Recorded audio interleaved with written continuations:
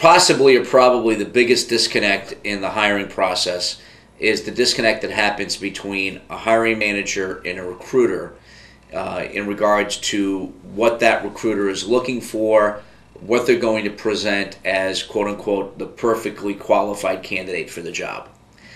And one of the reasons, or probably the major reason for the disconnect, is because traditional recruiting and traditional selection is subjective rather than objective. In other words, there is a human element involved with recruiting.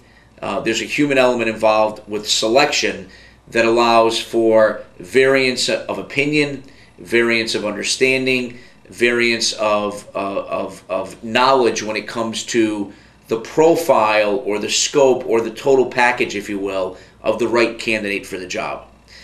Obviously, when anybody recruits and anybody selects and anybody hires, they're attempting to hire the perfect candidate.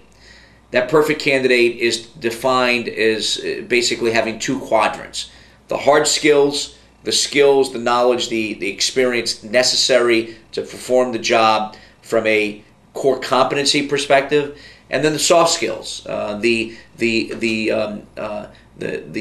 capabilities, their innate capabilities to perform the task, but also to perform the task within the company they're performing it in, under the management supervision of the manager they're working for, alongside the people they're working with in the organization they're working for. So the question becomes, how do we find, quote unquote, the perfect person? How do we recruit? How do we select? How do we interview if we don't know who we're looking for? Without the use of a science that has been around for quite a while called industrial psychology, we have a best guess at hiring the right person. And the challenge is even if we're 1% off or 2% off or 5% off, the chances are we're going to bring in somebody who's not going to perform up to the level and standards that we want. Question that I would ask anybody is, how many times have you hired anybody that has performed up to the level and expectations that you wanted? Is it 5% of your staff? Is it 20% of your staff? Is it 50% of your staff? It certainly is not 100% of your staff. It certainly probably in most every instance is not 70 or 80 or even 50% of your staff. So where's the disconnect? Why are we hiring people that we believe are going to come in and do the job, that we think are going to come in and do the job, who ultimately don't perform up to the level of what our expectations are? Where's the disconnect? Why does that happen? I don't think anybody would ever hire somebody that they categorically believed could not or would not do the job. The expectation in the hiring process and the recruiting process, the interview process, the selection process is certainly this individual is going to come in and perform the task that we're asking them to do. So where's the disconnect? Why does this happen?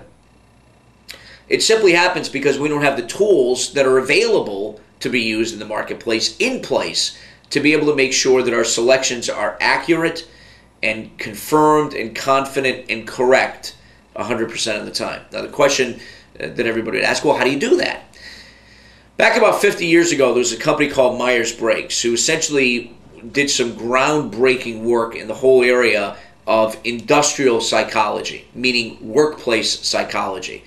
And what Myers-Briggs did was they developed the wherewithal, the science of understanding how people operate, how people tick. Essentially, Myers-Briggs understood DNA long before DNA was understood in the late 80s or early 90s. And Myers-Briggs did not understand DNA by taking blood or taking DNA samples and then looking at those chromosomes and looking at those DNA patterns as we do today. But Myers-Briggs, through the process of getting into somebody's heads, through psychological evaluations, specific questions, understood and was able to understand 50 years ago that somebody was pre-programmed to act a certain way, that somebody's predisposition was to do certain things and perform certain ways. The question becomes, how do we evaluate somebody's predispositions? How do we evaluate somebody's innate desires or abilities or hardwires to do something if we don't, quote unquote, test them? When we do an interview, what are we looking for? That chemical bond. We're looking, do we like this person? Can we relate to this person? Can we believe this person? But again, ultimately, if that was scientific, then the percentages on the back end of successful hires would be higher.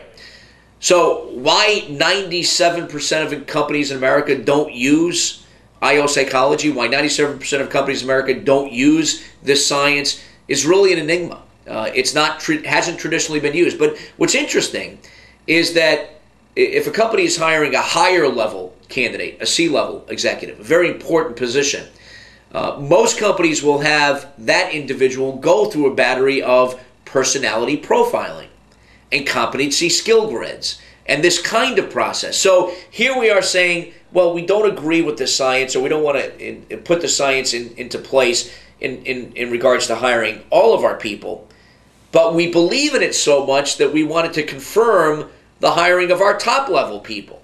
I mean, that's like saying, we're gonna spend a lot of time, energy, and effort on hiring the quarterback, but we really don't care about the offensive line and the running back and the wide receivers and the tight ends. What kind of team would you have if the quarterback was the only one that could perform?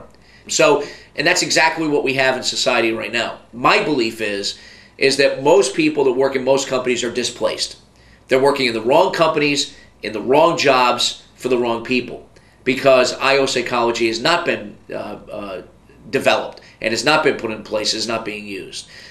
So IO psychology and profiling and benchmarking is an enormous advantage that should be used by all companies. Whether you have 20 people or 100,000 people, every hire is critical. And if you answer the question to yourself that every hire should be your best hire, then the question would be why aren't you using and applying benchmarking and profiling and the science of IO psychology that's out there?